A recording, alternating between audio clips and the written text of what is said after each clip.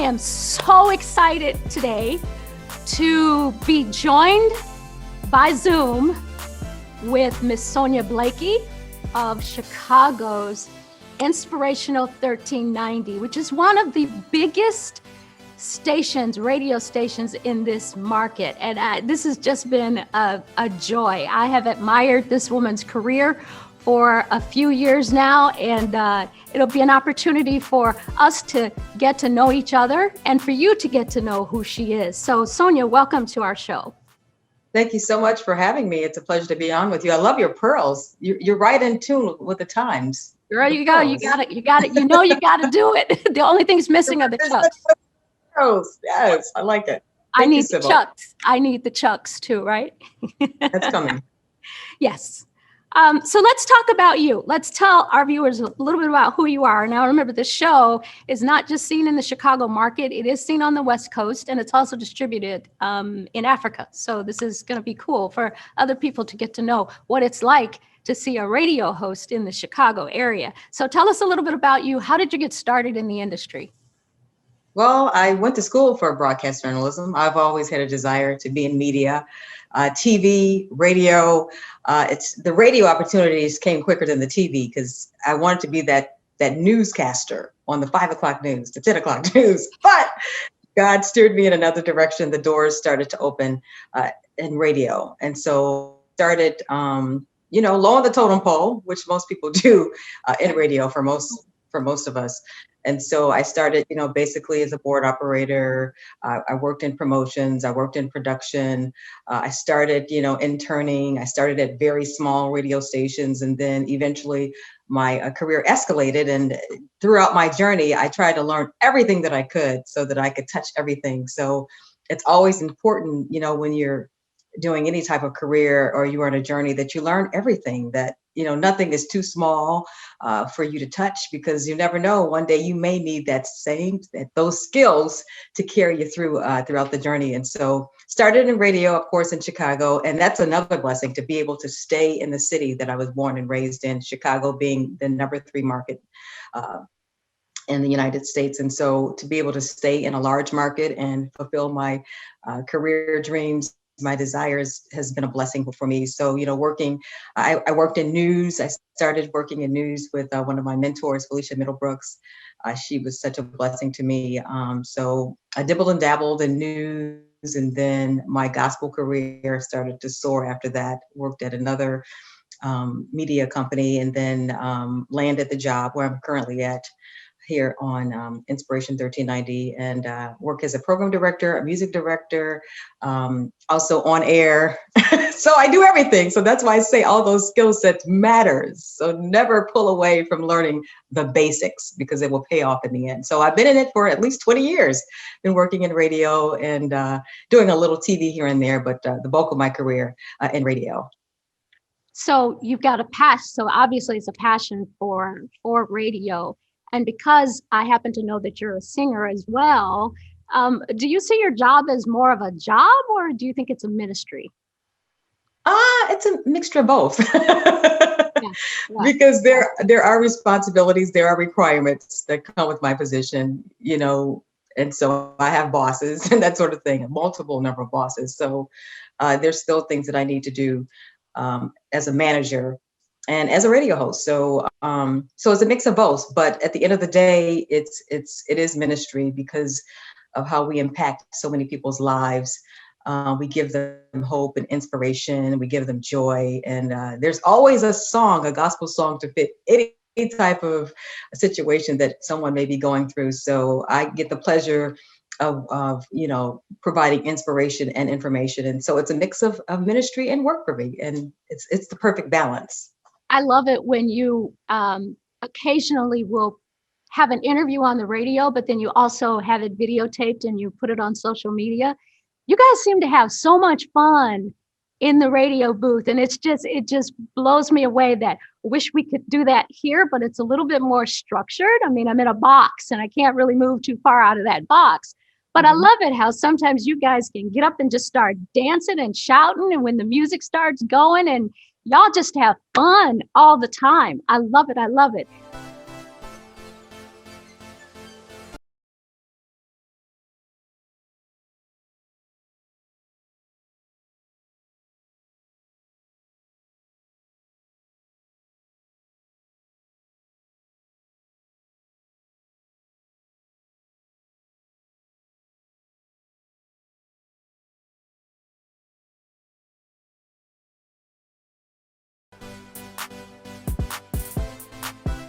I want to ask you this question. How important is it that Christian artists can use you as a platform to get their music out?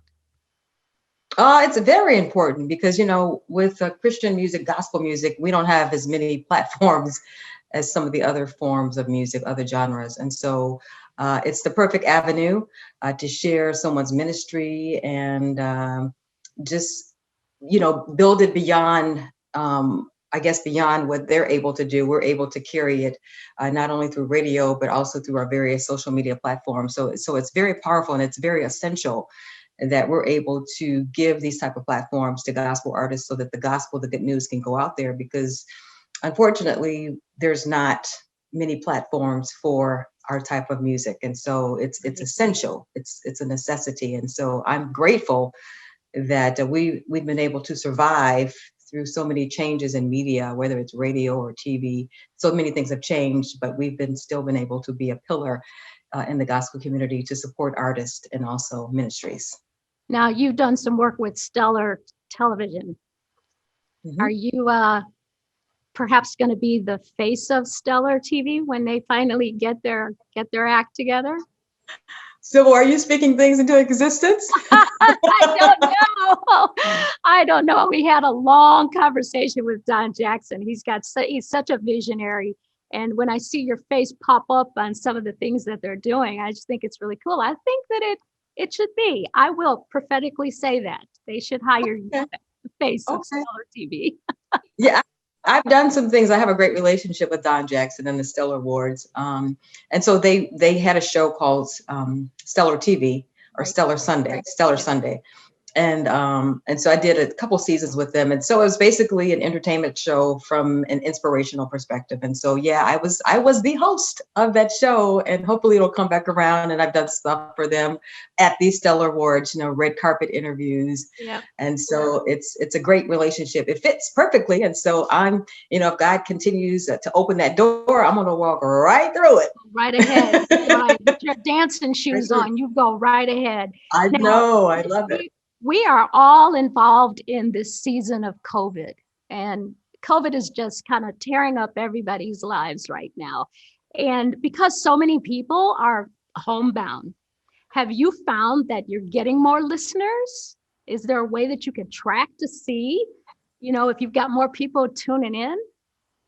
Oh, yeah, I believe so. I mean, even from the amount of calls that I get on a Right. daily basis. I mean, even when the pandemic started in March, everybody needed somebody to talk to, because they were, in the house and they were all going through the same things, and to be able to vent, to be able to provide prayer, to be able to provide a song, just somebody to talk to and say, hey, I'm dealing with the same thing. And talking to a lot of frontline workers, a lot of our listeners, you find out things when things are like in trouble. Sometimes you find out a lot of things about people. And so many of our listeners or frontline workers, whether they worked in, healthcare or education of that sort. And so I think the connection was built even stronger during this pandemic. And I got to know the listeners, and not that I didn't talk to them previously, but it seems like the amount of calls that came through and people that just wanted to kind of talk this thing out, because it was hitting us all in different ways. And so to be able to be a voice of inspiration and a source of inspiration has been very rewarding during this pandemic. I think the station's name is definitely makes sense during this time. Mhm. We're going to talk a little bit about Black History Month. I believe we're going to go ahead and present this program during the month of February at some point and ongoing. Even though we celebrate February as Black History Month, we celebrate Black history all the time. So Yes. It doesn't matter when this program airs. But I want to talk about, again, because you're a singer, let's talk about the Negro spirituals. Tell me, in your opinion, one, if you can remember one that has ministered to you or that you can still remember, maybe one that you heard your mom sing or your grandma sing over the years that has touched your heart. Okay. Oh my God, there's so many. I know there's. I think I like "What a Friend We Have in Jesus." Mhm.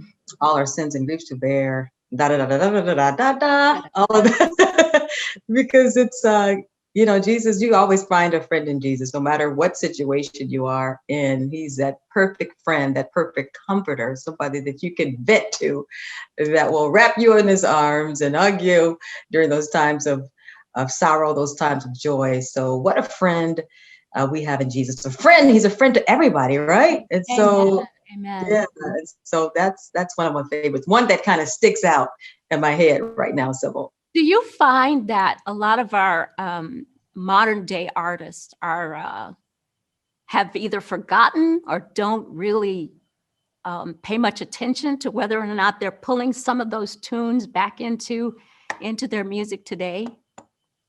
I think some of them are aware, especially it depends on their upbringing. You know what I'm saying? If you were born and raised in church, you got to know where a lot of these songs came from. And I do believe that there are some that don't. And I think that's an unfortunate thing. And I think that it's important, even as myself in the media, that we still embrace the songs of the old, to let folks know where we come from. And those songs have so much substance, and those songs never go away. You know, everybody wants to, it's something about that old school feel Yeah. that keeps you during those tough times. And so there are some artists that do it and some that don't. But as we continue to embrace the old and the new, I think at some point they'll want to make that connection in some kind of way. I love having conversations with my mom. My mom is 90 years old, Oh, and wow. she tells the story of singing the Negro spirituals back in the South when they would be in the fields picking cotton. And she said somebody way off in the other side of the field would start singing a tune, and then it would just kind of resonate through the whole place. There would be someone calling it out and somebody answers, somebody calling it out and someone else answer. And she said that it was, that's how they made it through all of Right. the suffering and all the struggles of the day, bent over back, carrying a 300-pound cotton sack on their back in the hot sun beating down on them. They would sing the praises of God through those Negro spirituals. And I think that's something that I really hope that a lot of our artists today, our younger artists coming up, would go back and catch just a piece of it and add it to, to their content today. I think it's so special. We cannot forget, what we've gone through, because God has brought us a long way.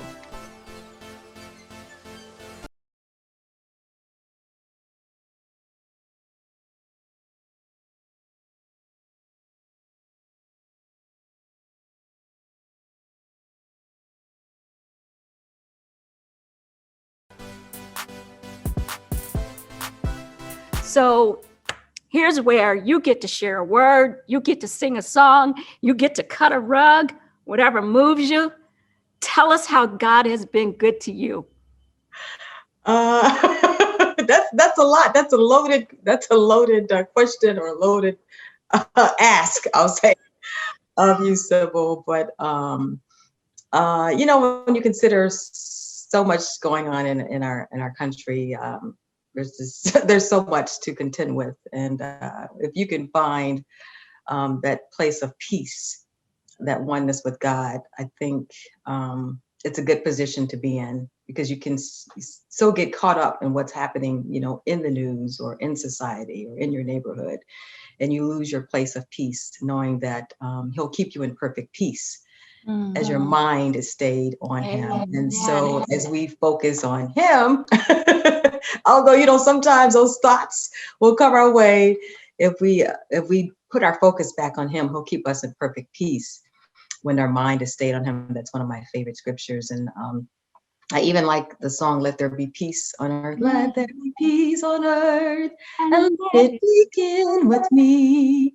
Let there be peace on earth, the peace that was meant to be, with God as our Father. Brothers are we. Yeah. I'll leave it at that, but let there be peace. And so I pray Let it peace begin over with me.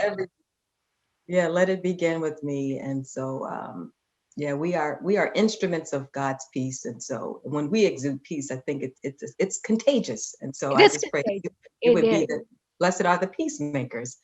And so I pray that we would be learn to be peacemakers and instruments of God's peace. And before I let you go, there was one question I wanted to ask, and I debated on whether I would bring it up or not. But as a Christian artist, how could they go about getting radio play? Oh, As a young, because we have a lot of people that are, I feature a lot of fresh new artists, people that don't really have the same platform as a Todd Delaney or Vashawn Mitchell or, some of these other larger artists. But how would somebody like a Jessica Love or a Sharon Irving or somebody like that get radio play? It's not an easy process because once you get to radio, you should have done a lot of work leading up to it. And so I think it's essential that you kind of lay the foundation, lay the groundwork for yourself. And so build up your brand, have a great product, with social media out there, build a demand for your music.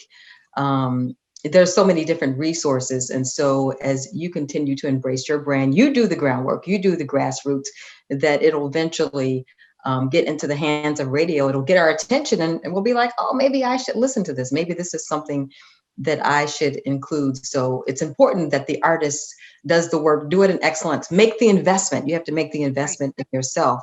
And then when you believe you're at that point that I'm ready to run with this, I made the investment, I'm in it for the long haul, then I think that's a great position to place yourself in, to present it to radio, to be heard all over.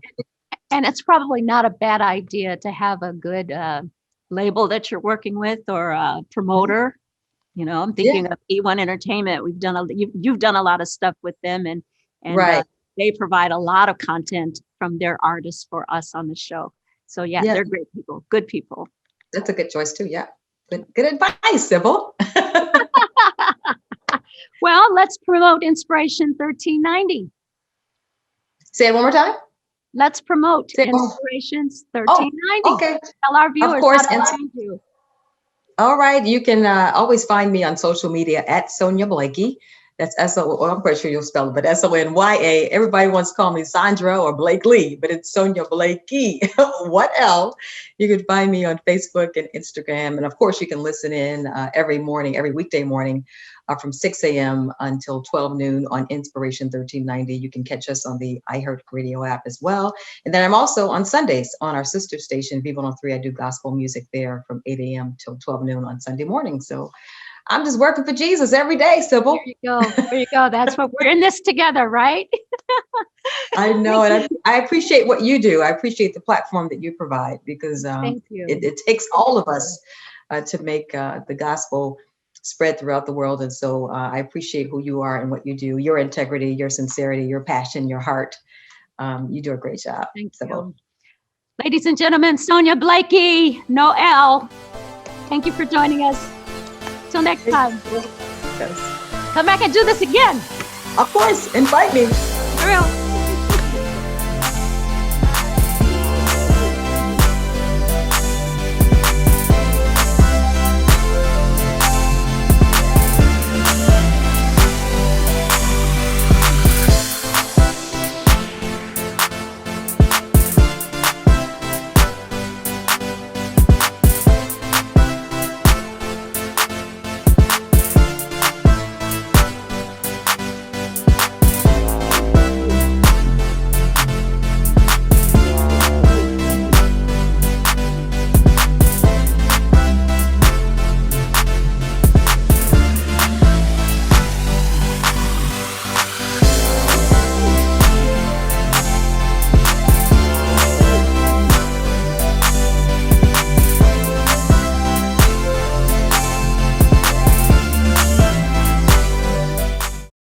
5 people were killed and at least 8 people wounded after a gunman began randomly shooting passengers at the Fort Lauderdale airport. Ooh. 321, we have shots fired. We have one suspect down. We need him here. Well, he's got his hands slipped there for her now. Got a feeling that's about to happen. That looks like a bad dude, too, to be honest. 10 days ago, I was diagnosed with breast cancer, and in 5 days, I'm starting intensive chemotherapy.